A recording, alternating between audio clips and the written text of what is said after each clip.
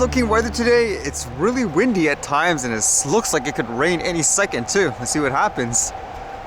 With that in mind, what's going on today?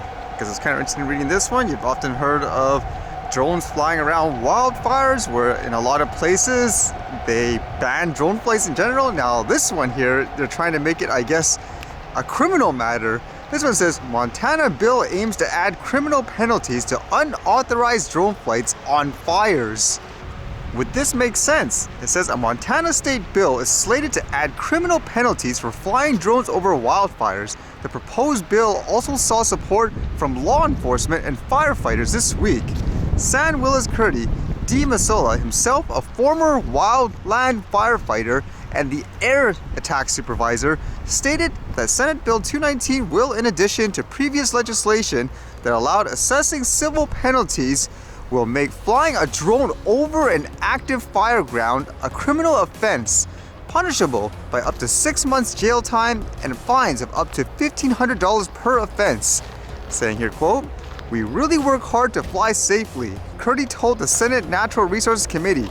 "We work really hard to keep our firefighters safe on the ground, and I think this bill intends to move it in that direction." The bill has gathered widespread support from the law enforcement and firefighting agencies.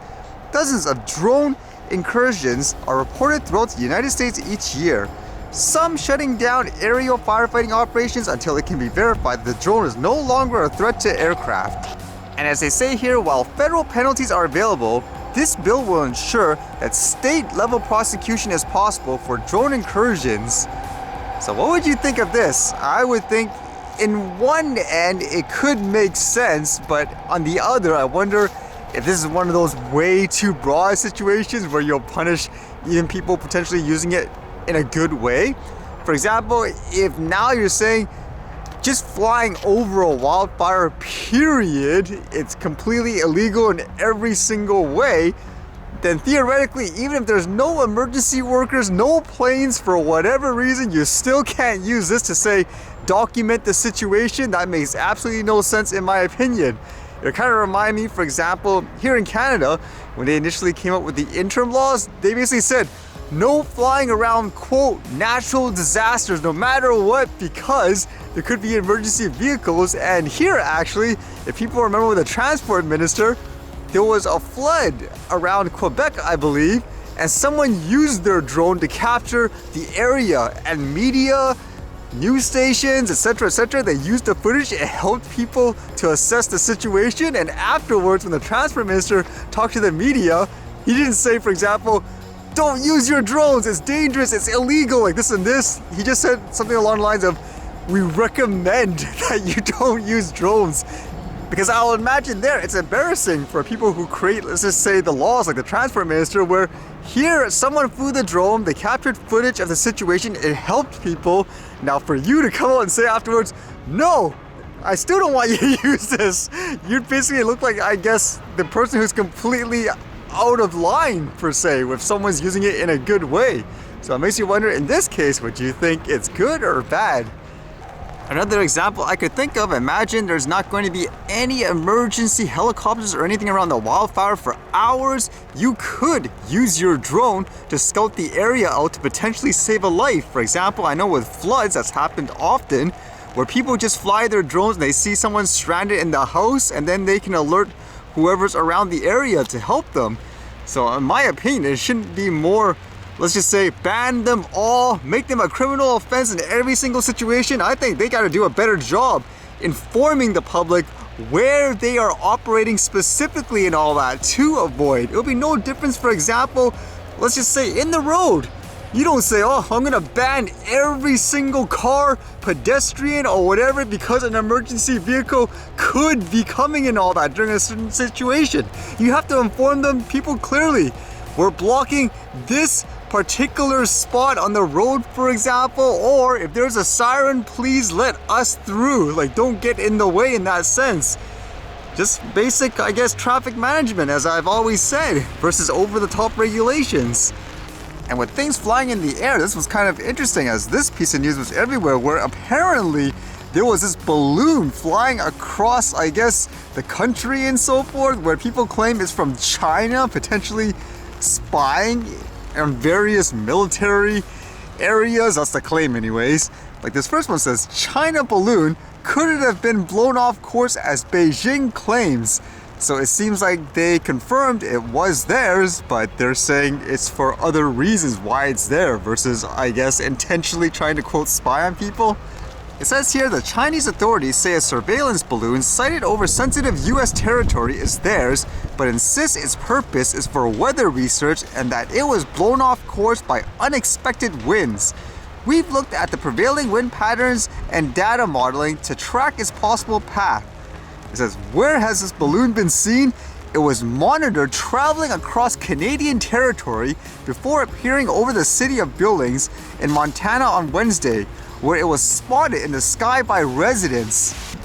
At least they didn't say it was a quote drone, huh? It says US authorities say they've been tracking the balloon across US airspace using manned aircraft and that it's been flying over sensitive military areas. And from what I gathered, they were saying they were thinking of actually shooting it down and all that, but then they were afraid of the safety hazards where if you shoot that down, all the parts and so forth will land and it may potentially hurt people. Makes me wonder why in that case, why you just don't bring, for example, a drone and then try to pull it out. But I guess the reason is because it's very high, for example. It says here, in recent days, the wind speeds above an altitude of 30,000 to 40,000 feet, 9,000 to 12,000 meters, were 150 miles per hour or above this area of the Pacific, he says. There's nothing unusual about wind speeds this high in this area. I guess that's to imply there should be no reason why the balloon should have went off course. And they're showing you possible routes and so forth, where the balloon traveled. It kind of made me think though, because with this, it shows you how high the balloon is. As you know, there's so many claims of drone sightings that are so high in the air, most of us would say, what? That's ridiculous. So it makes you wonder, could it be literally like a balloon in this case?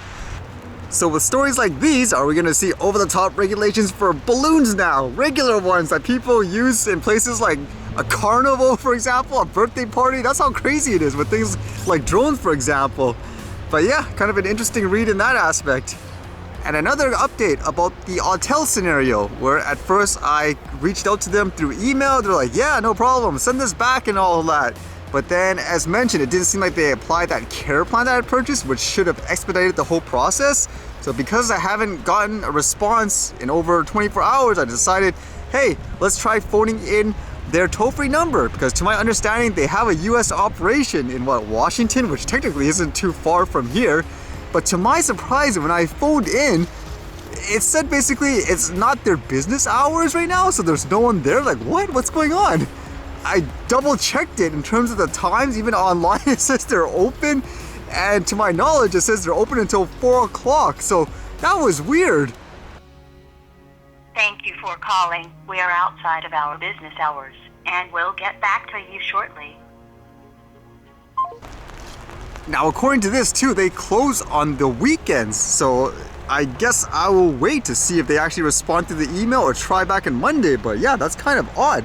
I know they were a smaller company overall for the drone divisions, but I didn't expect this.